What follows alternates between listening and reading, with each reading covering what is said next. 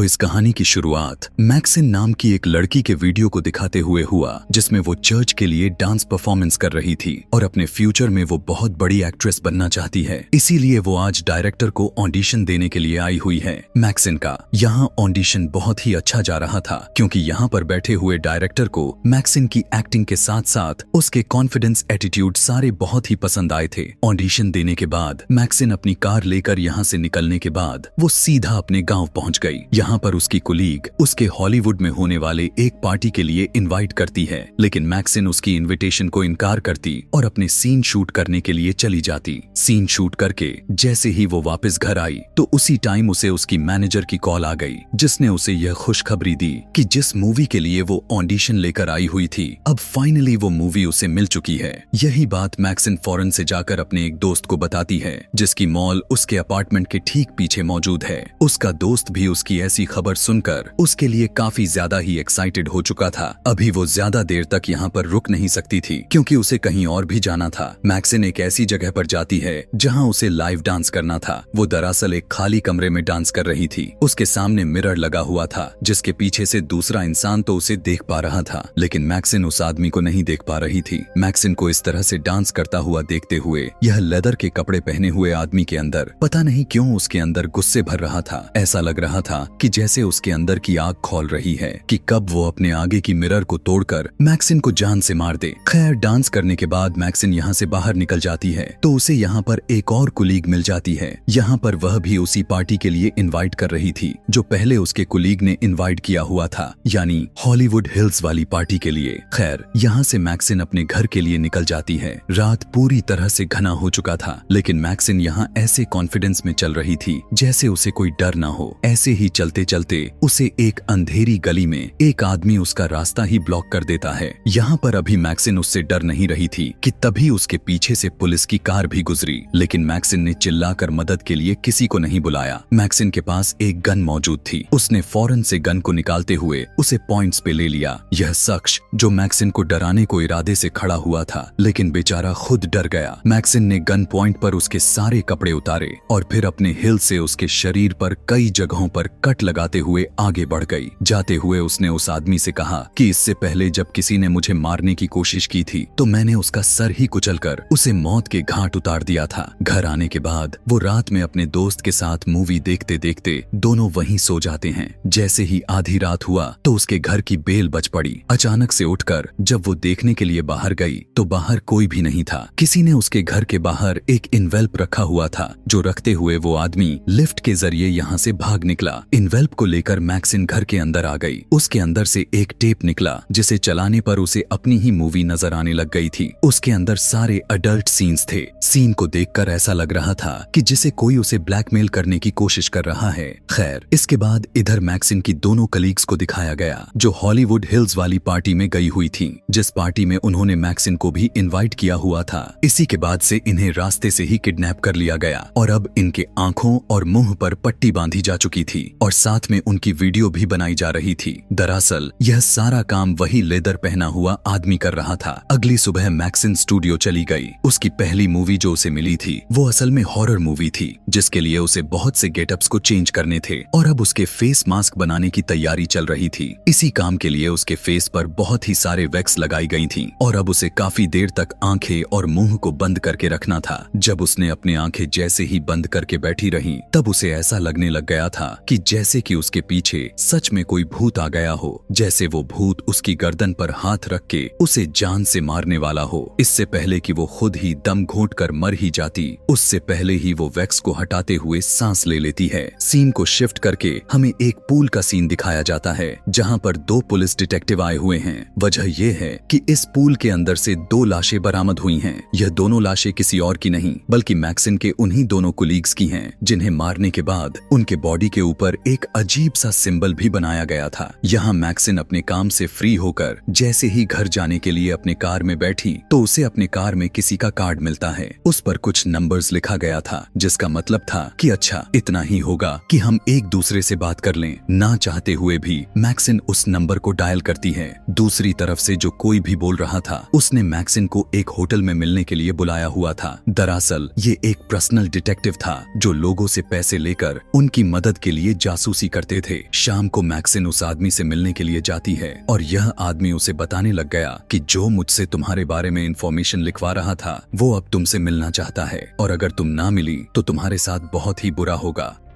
तुम्हारे पिछले सभी कामों को वो एक्सपोज कर देगा और इस तरह से तुम्हारा खुद का ही फ्यूचर बर्बाद हो जाएगा। वो यहाँ पर उसे एक न्यूज़पेपर की कटिंग दिखाता है जिसमें टेक्सास में होने वाले मर्डर की रिपोर्ट दिया गया था और ये देखने के बाद मैक्सिन इसलिए डर चुकी थी क्योंकि इस मर्डर के पीछे किसी और का हाथ नहीं बल्कि उसी का था। खैर, जब वो घर आई तो उसने देखा कि पुलिस डिटेक्टिव उसके भी घर पर हैं। असल में वो कोलीग्स के हुए मर्डर्स के इन्वेस्टिगेशन कर रहे थे। उसने पुलिस डिटेक्टिव के किसी भी सवाल का जवाब इसलिए नहीं दी क्योंकि उसे डर लगा हुआ था कि कहीं पुलिस उसे उसके पिछले केस में ना फंसा दे। हालांकि इस वाले केस से उसे कोई लेना देना नहीं था। यहाँ वो ब्लैकमेलर भी मैक्सिन को बुरी तरह से फंसा चुका था। वो चाहती तो उसके बारे में वो पुलिस को कंप्लेन कर सकती थी, लेकिन उसके बारे में भी उसने पुलिस को कंप्लेन नहीं की क्योंकि अगर वह कंप्लेन कर देती है तो वो खुद ही फंस जाएगी। खैर, अब वो अपने घर से उसी टेप को उठाती है जो ब्लैकमेलर ने उसके घर पर छोड़ गया था। वो सीधा उसे लेकर अपने उसी फ्रेंड के पास लेकर आ गई और उसने कहा कि इस टेप को ट्रैक करो, देखो कि इसे किसने रिकॉर्ड किया हुआ था। कि तभी उसी टाइम उसके पास उसकी डायरेक्टर की कॉल आ जाती है जो उस मूवी का सेट दिखाने के लिए लेकर जा रही थी। वो सेट को देखने के लिए ये लोग शहर से काफी दूर आ जाते हैं। लोकेशन तो काफी अच्छी थी, लेकिन यहाँ पर मैक्सिन को कोई लड़की विंडो से दिखाई दे पड़ती है। मैक्सिन जान चुकी थी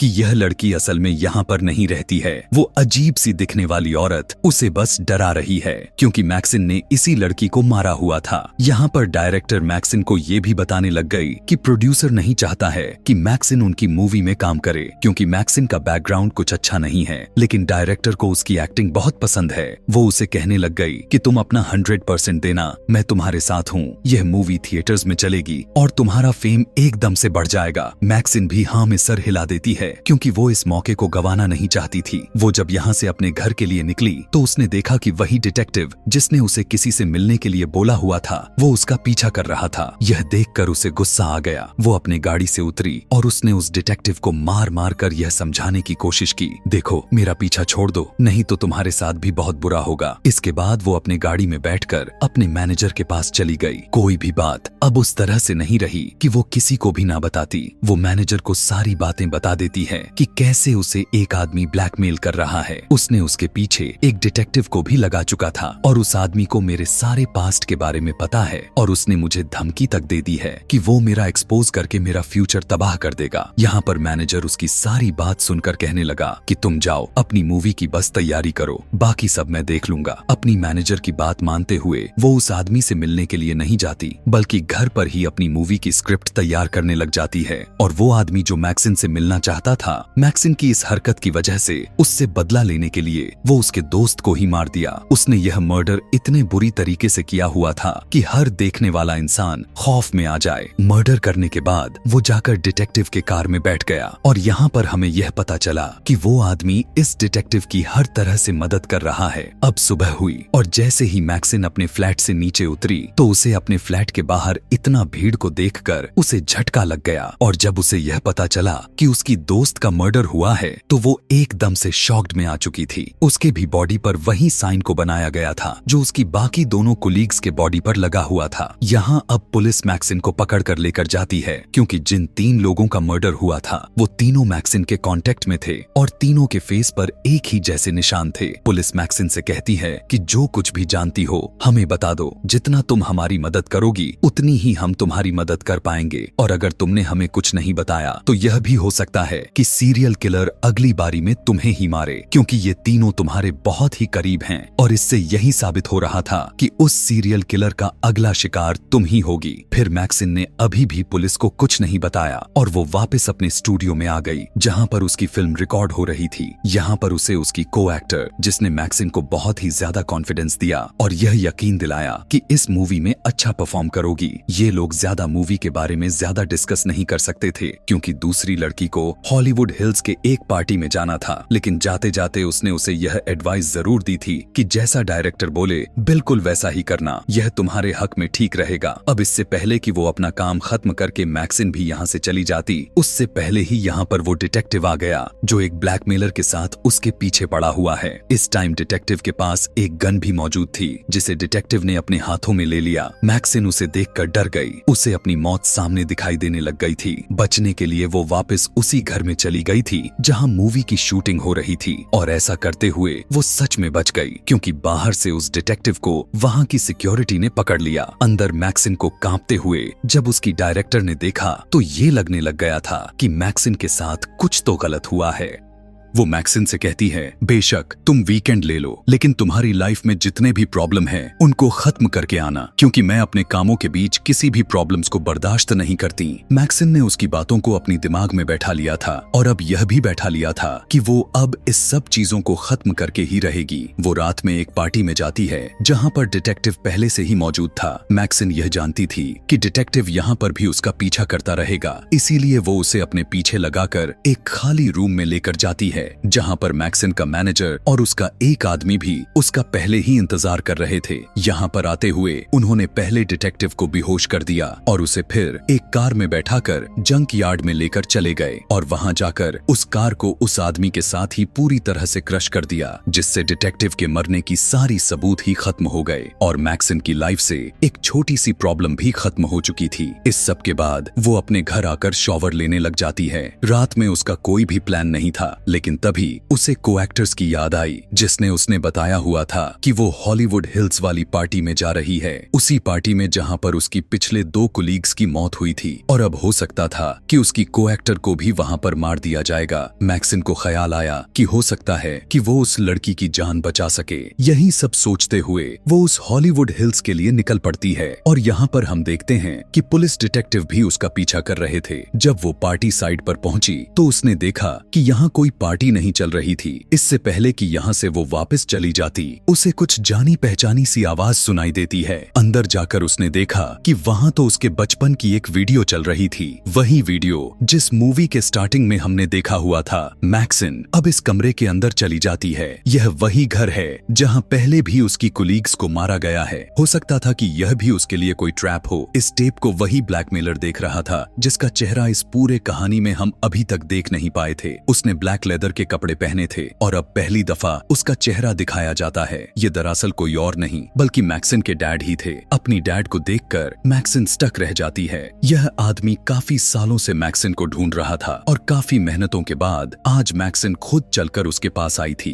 मैक्सिन के डैड ने इतने सारे मर्डर्स आखिर क्यों किए, इसके पीछे एक रीजन थी। उसका मानना था कि हॉलीवुड जो हॉरर मूवीज बना रहा है उससे लोगों का माइंड करप्ट हो रहा है और लोग किसी गुनाहों की रास्ते पर जा रहे हैं। उन्हीं गुनाहों को रोकने के लिए, उन हॉलीवुड को एक्सपोज करने के लिए उसने वो सारे मर्डर्स किए थे और उन सब के चेहरे पर एक स्टैंप निशान भी बनाया हुआ था। मैक्सिन तो यहाँ पर अपने को-एक्टर को बचाने के लिए आई हुई थी, लेकिन उसे क्या पता था कि वो उसके यहाँ आने से पहले ही मर चुकी थी। उसी टाइम पर उसके पैर से लगा एक सूटकेस भी सीढ़ियों से गिरते हुए नीचे खुल गया और उसके अंदर से उसकी को-एक्टर की कटा हुआ सर निकल गया। इससे पहले कि मैक्सिन यहाँ कुछ समझ पाती, उसके डैड उसे बेहोश कर देते हैं और उसे एक खास जगह पर ले आया जाता है। उसके डैड का मानना था कि मैक्सिन भटक गई थी और उसे वापस सही रास्ते पर लाया जा सकता है।